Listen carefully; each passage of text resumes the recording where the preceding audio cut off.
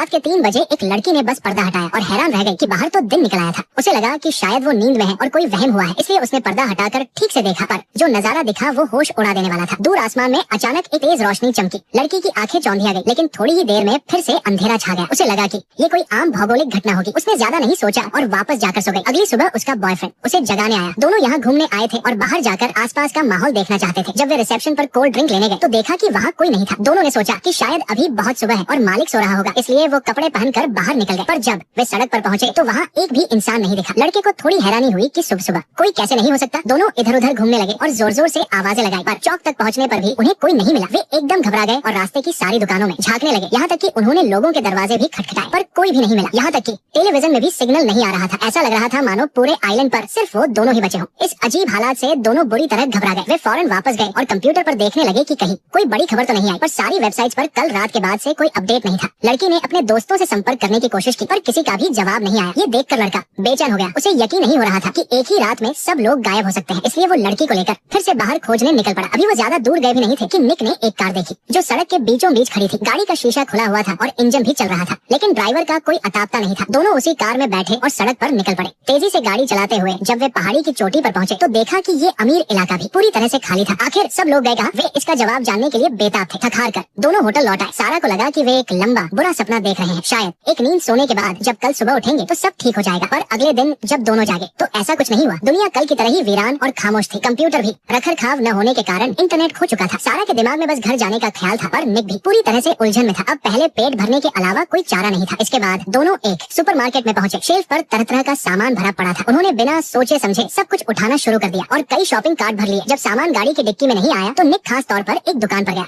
और एक बिल्कुल नई एसयूवी लाया। लेकिन इतना सारा सामान होटल के फ्रिज में रखना नामुमकिन था। निक को लगा कि अब अपनी जगह बदलने का वक्त आ गया है। इसके बाद वो अपनी गर्लफ्रेंड को लेकर अमीरों के इलाके में चला गया। अब उन पर कोई रोक टोक नहीं थी और वे आसानी से अपने सपनों के घर में रहने लगे। आलीशान घर में सारा भी धीरे धीरे सब कुछ भूलने लगी। जब हालात से बच नहीं सकते तो उसका मजा ही लेना चाहिए। इसके बाद दोनों एक कपड़ों की दुकान पर गए और ढेर सारे शानदार कपड़े चुने। फिर रोजमर्रा के सामान की दुकान से भी कई बड़े बैग भर लिए। बार में रखी महंगी शराब तो वे जी भरकर पीने लगे। वे इस ऐशो आराम की जिंदगी का पूरा मजा ले रहे थे। अब पूरी दुनिया पर बस उन्हीं का राज था। सारे पहाड़ और नदियाँ उनकी अपनी जायदाद बन चुकी थी। दोनों का जो मन करता वो करते। उन्होंने कुदरत को ही अपने प्यार का आशियाना बना लिया और हर कोने में अपनी मोहब्बत की निशानी छोड़ दी। पर किस्मत को कुछ और ही मंजूर था। एक दिन दोनों सुपरमार्केट में सामान ले रहे थे, लेकिन निक शॉपिंग कार्ट में खड़े होकर मस्ती में उसे घुमा रहा था। अचानक पहिया फिसला और वो जोर से जमीन पर गिर गया। उसके हाथ पर भी एक लंबा घाव हो गया। ये देखकर सारा को थोड़ा गुस्सा आया। उसने निक को डांटा कि उसे इतनी लापरवाही नहीं करनी चाहिए थी। दुनिया में शायद अब कोई और इंसान नहीं बचा है। अगर कुछ हो गया तो क्या होगा? आखिर यहाँ कोई डॉक्टर भी तो नहीं है। लेकिन निक को लगा कि ये बस रोज का मनोरंजन है, जैसे मजा आए वैसे करना चाहिए। इसे इतना गंभीर बनाने की जरूरत नहीं है। वो अपनी बात पर अड़ा रहा। इस बात पर दोनों में खूब झगड़ा हुआ। शांत होने के बाद निक को लगा कि उसकी गर्लफ्रेंड सही कह रही थी। वो हाथ में फूल लेकर सारा से माफी मांगने आया और वादा किया कि आगे से वो हमेशा सावधान रहेगा और ऐसी हरकतें नहीं करेगा। पर अब तक सारा थोड़ी उदास रहने लगी थी। अब उसके मन में बस अपने घर वापस जाने का ख्याल था। वो इस अनजान जगह पर ऐसे घुट घुट कर नहीं जीना चाहती थी। लेकिन निक को लगता था कि जब हालात बदल नहीं सकते तो यही रहकर इसका मजा लेना चाहिए। कम से कम वे एक दूसरे का सहारा तो बन सकते हैं और मेहनत करके एक नई दुनिया बना सकते हैं। लेकिन सारा ऐसी जिंदगी से तंग आ चुकी थी। उसे निक के ख्यालों में कोई दिलचस्पी नहीं थी। हारकर दोनों अपनी किस्मत आजमाने एयरपोर्ट पहुंचे। एयरपोर्ट पर भी कोई कर्मचारी नहीं था, इसलिए प्लेन से निकलने का उनका सपना भी टूट गया। अच्छी बात यह थी कि पूरा शहर थर्मल एनर्जी से चलता था, इसलिए बिना कर्मचारियों के भी कई सालों तक बिजली की सप्लाई जारी रह सकती थी। लेकिन बाकी जरूरी चीजों के लिए इंसानों की जरूरत पड़ती थी। एक दिन सारा ने नल खोला तो देखा कि पानी पूरी तरह से बंद हो चुका था। उसे मामले की गंभीरता का एहसास हो गया। बिना पानी के